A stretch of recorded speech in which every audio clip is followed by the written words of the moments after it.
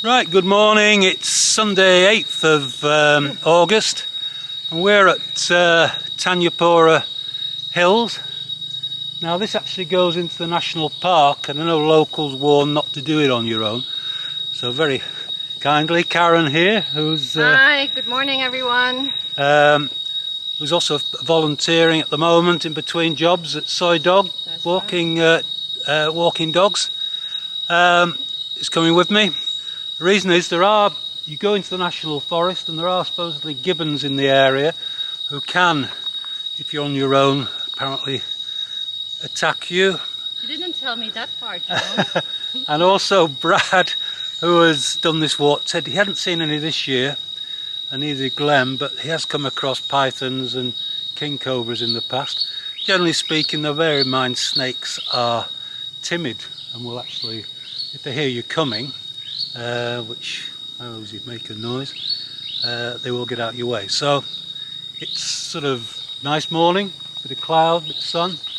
You can see we've just come up this road from where we parked the car, and I think, I'm sure it's whether we actually go down this path now, we'll soon find out.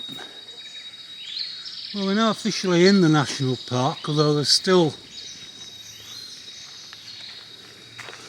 some huts around and some planting of fruit trees going on. Going to the map. Once you're in the national park, and that is a protected area, no planting of rubber trees, no hunting. So either these people are just ignoring it, or the actual boundary is a bit further on. Right, well, we're on our way up now in the national park for sure. Set of motorcycle passes, but been told there's a lot of very big trees here. So I've just, because it's difficult to get scale on a camera, I've asked Karen just to stand by it. And it is huge. I mean, you would need at least 12 people to completely, in arms sort of stretched, to actually get round that tree. Maybe even more. Yeah, could be even more. I don't know if you can see that, but the red line at the top is the one we should be on. As you can see, we've drifted off. So it looks as though after all that climbing we have to go in back and do it again. I'm not sure where. We didn't see this other path going off, although we did bump into a Thai guy who had told us to come this way, and it is the main path, but now it's petering out. So we're going to have to go all the way down again and then try and find that path and stick to the original one. Okay, well, we found the right path, and it was where we suspected, where the Thai guy who was cutting down trees told us to carry on up the main path. We should have turned off there, so we went back and did, and now we're on the right path. So we've had to climb up this hill in effect twice. Taking a quick breather, and it's very quiet. No gibbons yet. No sound of any gibbons, and no signs of any snakes, big or small. I hope that's not tempting fate. A lot of ants everywhere. Oh yeah, a lot of ants. I'm seeing some fruits in probably rambutans, jackfruit, and yeah, this path at the moment is relatively clear. I'm told by Glenn, who did this walk a few weeks ago, that it does disappear in parts and where there's fallen trees, etc.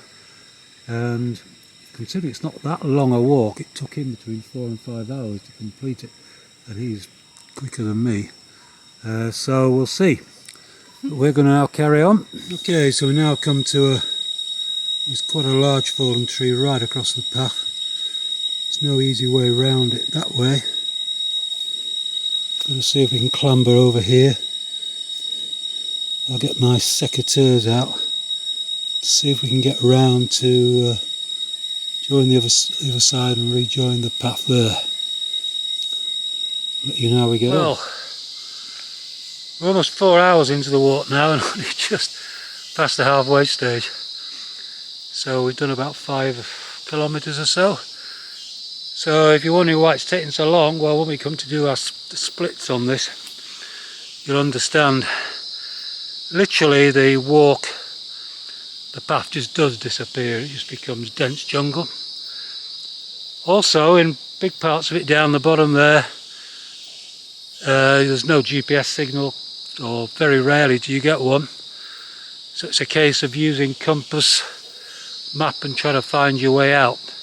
We have eventually done that, and we're now on what we hope is a relatively clear path. It'll take us along this ridge and then down. So, fingers crossed.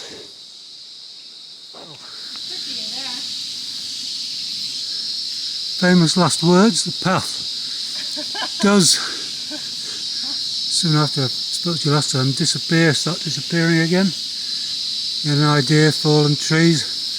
I'm clambering over this one. Getting a GPS signal here which is showing that direction. As you can see, it is not easy. Okay, so here we are, we're back at the start. Sorry I didn't record much up there. I think we've just been discussing it and Karen described it as a good workout. That's an understatement. It's not that far. I mean, you're showing about 9 kilometres on your watch. Yeah. I'm showing about a bit more than that, 10 on all trails, but it'll probably right in itself. But the problem was a huge chunk of that time was spent in the jungle, trying to find paths and clambering under and over trees and through thorny palms and such like. So, yeah, that was a tough workout. Agree? Yes, absolutely. Great walk, but we had to make a lot of effort to cut the path and to climb up and down. You enjoyed using the secateurs, didn't you? Absolutely. Yeah, it brought you back to your gardening days. Yeah, so I can't recommend this walk at the moment unless you're pretty experienced. You need a compass. The GPS, you lose it under all the canopy, and I was relying on a compass quite a bit of the way to make sure we're going the right way. And as I say, at times, no path at all. Okay, so it's another of those big decisions. Drive home now, cold shower first or a cold beer. Let you know which it was. See you next time.